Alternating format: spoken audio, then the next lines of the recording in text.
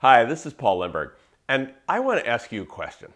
When you're faced with a problem or an issue or a challenge, do you typically try to deal with it with logic or intuition? See, I'm one of these people who used to totally rely on logic. Like, what else would you expect? I was a software designer, and logic was at the very heart. It was central to my work. It's not the same thing, but I even referred to the software that we created as the logic. It doesn't get any more central than that. See, the logic that referred to was how things worked, specifically in the straight line, one foot in front of the other kind of way of thinking. And I thought that logic was central to everything, especially central to business. See, before the Age of Enlightenment, starting around the early 1600s, logic didn't hold the position that it holds today. But when the Enlightenment began to take hold, which they also called the Age of Reason, rational thought, logic, became the only way that intelligent people used their minds. So let's take a second. Whether I'm talking about hard things like logic or softer things like souls, I like to define things. It makes it easier for me to make sense of the words that I'm using. So here are some words that come to mind when I think of logic. When people say logic, they often mean thinking things through, considering the data, identifying the pros and the cons and weighing them and seeing which ones have greater value, assessing the probabilities of various outcomes and then working out the implications that happen from those various outcomes, and even looking at the likely downstream effects of those things, and then basing all of those things together, making decisions. It's a very deliberate process.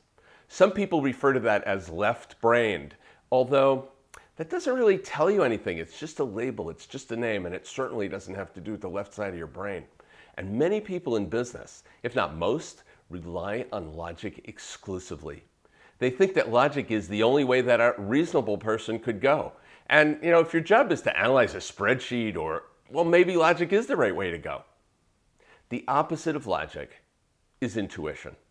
Now, intuition is said to be the direct perception of truth. When you use your intuition, answers just come. Sensing them or feeling them, or in my case, simply knowing them. They just come. You don't need to use any defined process to get there. And generally, there aren't reasons available for what you believe is true. And certainly there's no evidence and there's no proof. You just know. For people in the logic camp, logic has a clarity, it has a definiteness to it. A precision. Intuition just is. The thing about logic is that logic is always based on what's been there before. That makes sense, right? Consider this. If you can prove something, and serious logical thinkers always require proof, then it has to have already existed. Otherwise, where did the proof come from?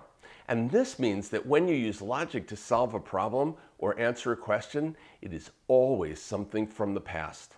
Something the facts say is going to happen. Something the odds predict. Something that has worked before.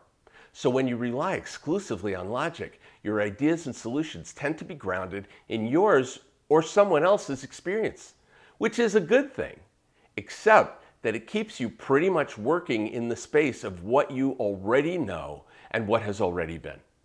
There are challenges that you're going to have to deal with that you can't logic your way through.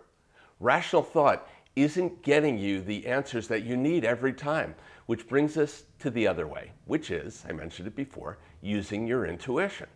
So I want to stop for a minute. I'm about to risk preaching to the converted. I know it. See, the intuition people, or more properly, the intuitive people, they don't need to hear from me on why or how you should use your intuition. They already do. So I know I'm preaching to people who don't use intuition, and further, you may not want to. Okay, I said it. So I may as well just trust myself. I'm going to trust my intuition, and I'm going to keep going. So what is this thing we call your intuition anyway? So this is funny. The logical view of intuition is that it's your unconscious processing of previously acquired information. And that sort of makes sense. In other words, it's your thoughts, your experiences, your ideas, your data, all jumbled up and spit out in some new kind of way.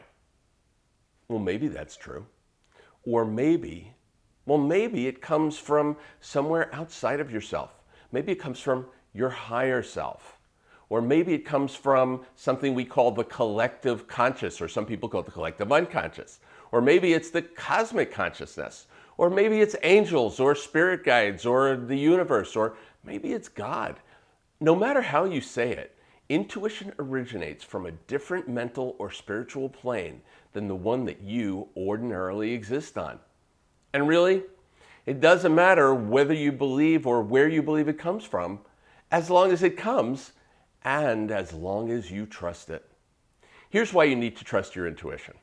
You see, logic is useful because it helps you understand things that make sense, things that you can prove, what's clearly is in the tangible world. Intuition, on the other hand, can give you access to some of those same things, minus the hard proof, that is. But intuition also gives you access to discontinuities, that is, ideas that jump around or ideas that leap all over the place or leap over other ideas. Nonlinearities, things that don't flow in a straight line. And leaping levels, in other words, things that don't necessarily flow from what is already. See, intuition gives you access to possibility, to things that might be but aren't yet. And intuition can give you ideas that come from other dimensions, other systems of thought, that you could never, ever have arrived at any other way. So I spoke in an earlier video about setting your vibration to the same frequency as your true purpose and finding resonance with your deep inner nature. That's like tuning into the proper station. Look, you're not going to hear indie rock on talk radio. So once you've dialed into the correct channel, and you're matching up your intuitive information, that source, to the situation that you're in, and you're reducing the noise from the background static, then when it's quiet enough to hear, you can hear that still small voice within. That's your intuition, whatever it is. And yeah, different people believe different things about what that is. Then your intuition gives you what you need to know in perfect alignment with your inner truth. Pay attention to that and you can learn amazing things. You can solve problems, even business problems, that may otherwise be unsolvable, and come up with breakthrough business ideas from a world of creative possibility that will transform your very future. Now, I'm not saying that intuition is better than logic. That'd be like saying a kitchen blender is better than a hammer. I am saying that intuition gives you access to things you're never going to get from logic. Using your intuition to tap into source, that source with a big S, will transform your entire experience and take you places in your business and your personal life that you may not have thought even possible or ever even considered. This is Paul Lemberg.